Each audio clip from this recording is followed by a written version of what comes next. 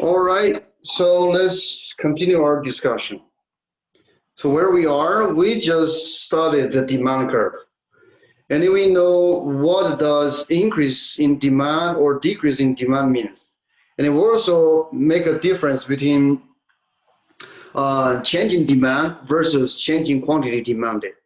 Okay. To summarize, if the demand curve shift to right, like we see in this slide, means there's an increase in demand. If the demand curve shift to left, and that means there's a decrease in demand.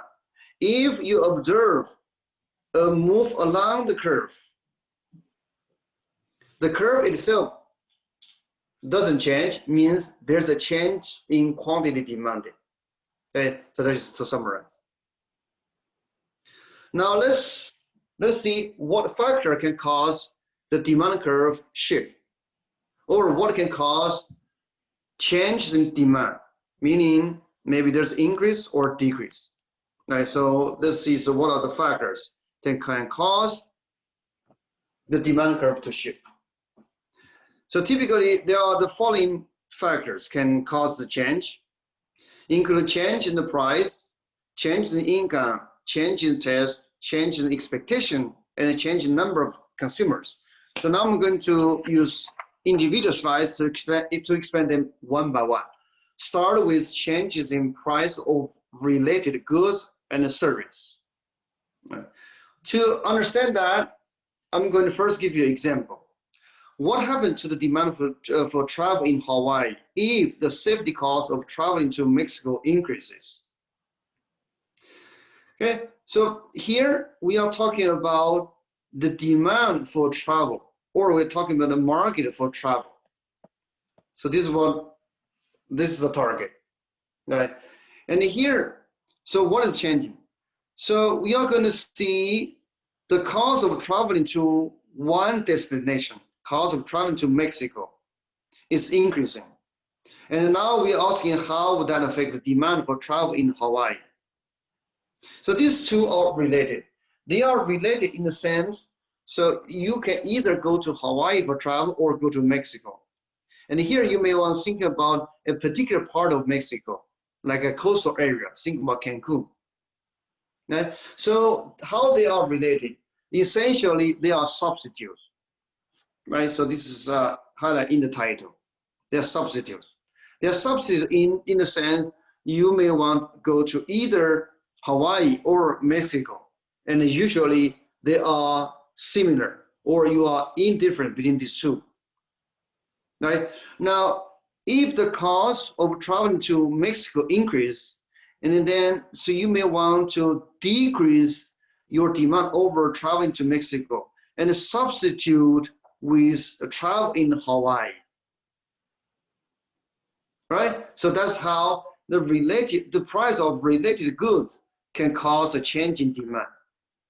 And then more specifically, we say two goods are substitute if a decrease in the price of one leads to a decrease in the demand for the other, or vice versa.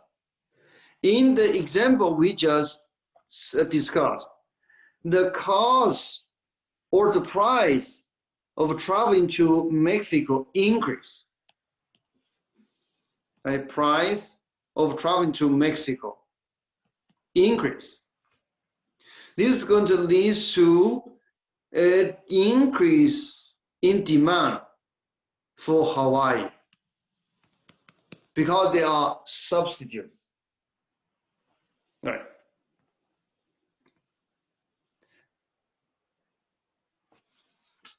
Next, we are going to look at other type of related goods and the service. This is called complements. We say two goods are complements if a decrease in the price of one good leads to an increase in the demand for the other, or if there's an increase in the price of one good leads to a decrease in the demand for others.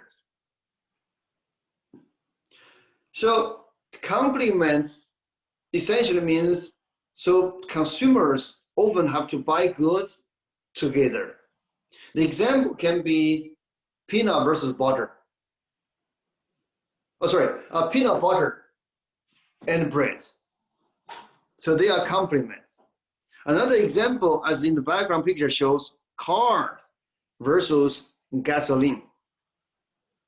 Right? So they are complement to each other because you have to consume, most of the time you have to consume them all together.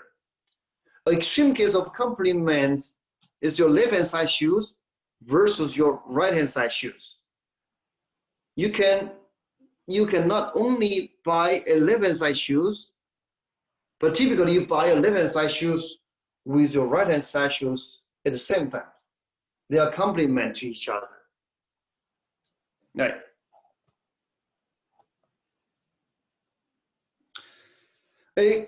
Here's an example how the price of complement is going to affect the price of the goods, sorry, the demand of the goods we are studying.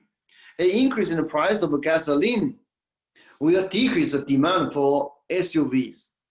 Why is that? It's because the price of gasoline increase and the SUV or vehicle is considered a complement. And then, so your demand is over SUV is going to decrease because it becomes more expensive to drive an SUV, which is consuming lots of gasoline. All right. So now we look at the second factor, change in income. Change in income can also has impact on the demand, but its effect is much depending on the nature of the goods. Okay? If it is normal goods, and then the demand will increase when income increase, or when your income decrease, and then the demand will decrease. So most of our daily items we consume is considered as normal goods. Right? Think about vehicle, think about house, think about fine food. So those are normal goods. Okay? But in reality, we also have inferior goods. What is inferior good? So instead of increase with income, the demand will decrease with income, or vice versa. Now, when your income decrease, you may want to increase that goods. So this is called inferior goods. So the movement or the impact on demand when your income change is exactly opposite to normal goods. So this inferior goods.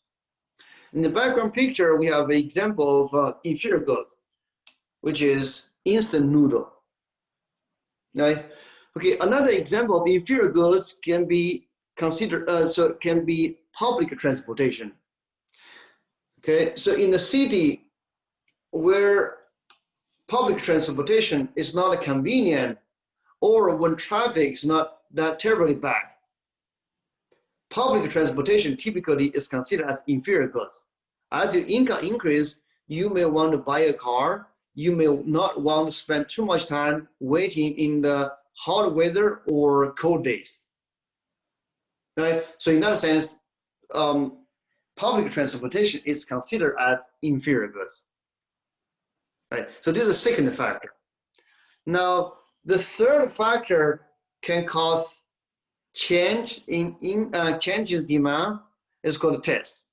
Taste and preference can affect our demand, but they are subjective and varies among consumers.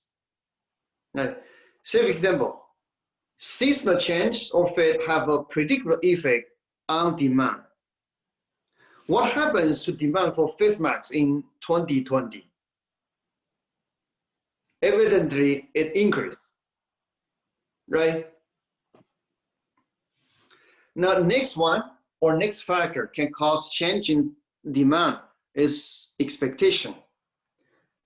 So if consumer have a choice about the timing of the purchase, they will buy according to their expectation. So here, expectation can be your expectation about the price or can be your expectation about your income. Okay. Now let's look at examples. So buyers adjust current spending in anticipation of the direction of future price in order to obtain the lowest possible price. If the price for Xbox One, or if the price for most electronics are expected to drop right before Christmas, then you should expect the sales of Xbox One or sales of electronics typically will decline during November. Why? Because customers, they are willing to hold on their purchase so that they can get a better price when Christmas is approaching. So here you can see the demand is adjusting with expectation, because everyone is expecting the price will decline in the near future, and then the current demand is going to reduce or it's going to decrease. All right, now let's look at this practice question.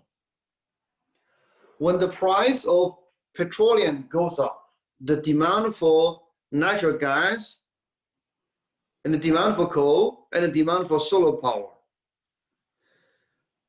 All right, so to answer this question correctly, we need to find out the relationship between petroleum, natural gas, coal, and the solar power.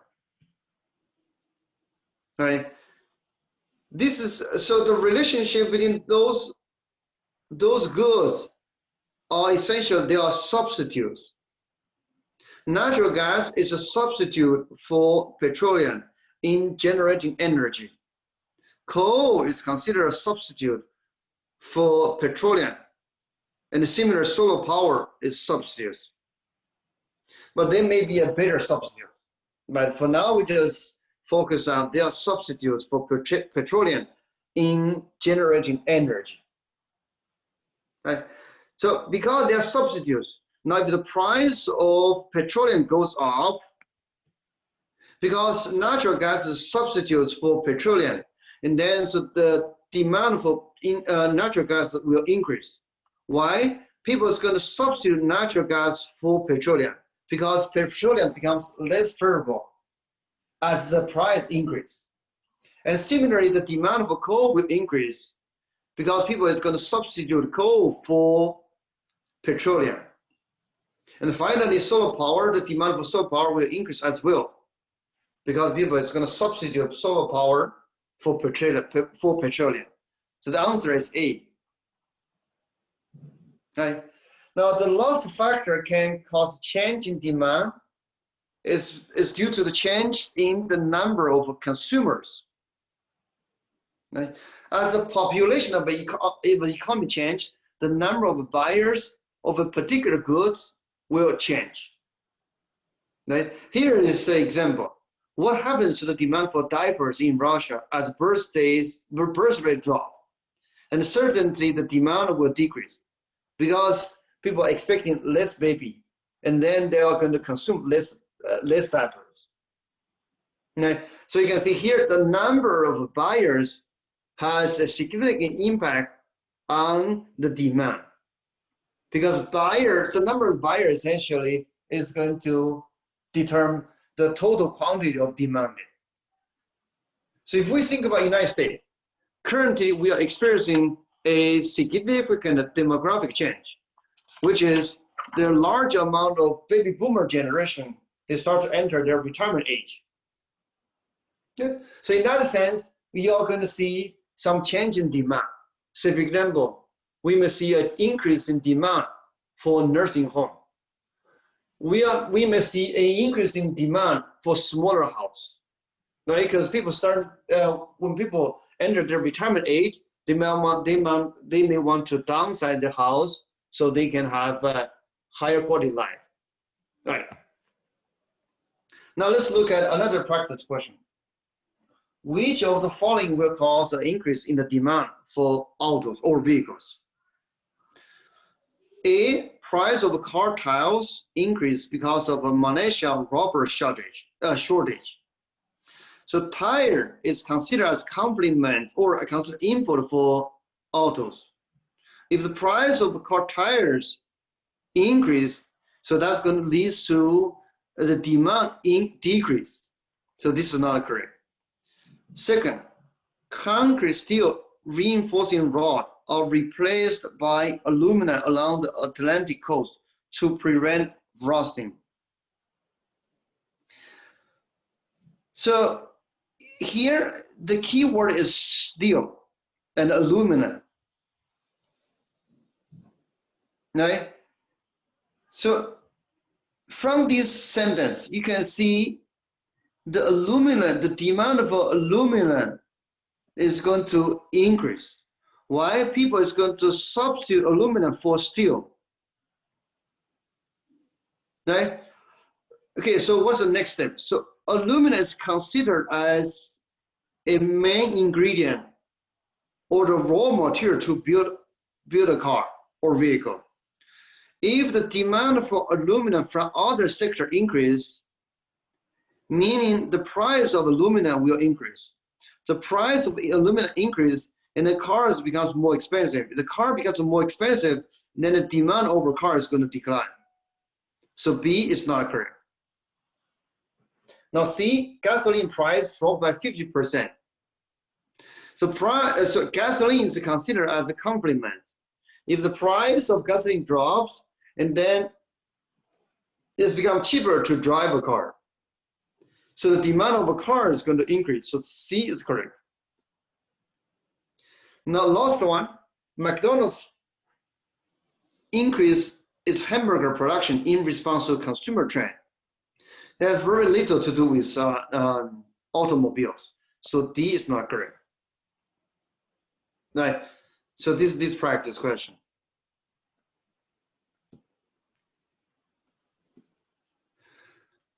Okay, so finally, so we are going to look at individual demand versus market demand, because eventually we will move from micro level to macro level. All right. So what's the relationship between individual demand and the market demand? We start with a individual's demand curve. Right? So this demand curve follows law of demand, lower the price, higher demand. Now we look at additional individual and similarly follow the law of demand, lower the price, higher demand, higher the price, lower demand. And then what is market demand? Market demand essentially is a summation of all individuals. And here we use two individuals to represent many. Okay, so we use two to represent many. Okay, so in the far right, we have market demand. So this market demand essentially is summation. If price equal to, and the first individual demand 20, second individual demand 10. And as a market, so we are going to demand 30. But again, here you should interpret this as millions of same individual or another million of same individual. Right? So we only use two to represent many for simplicity. Now, if the price collapses to 1, and the first individual increases their demand to 30, and the second one increases demand to 20, so the market demand will increase to 50. Right? And interestingly, you're going to see the market demand preserve the law of demand. Why? It's because the market demand is a summation of individual demand. This summation should preserve most of the property the individual demand will have, including law of demand, also include those factors that can cause a shift in demand.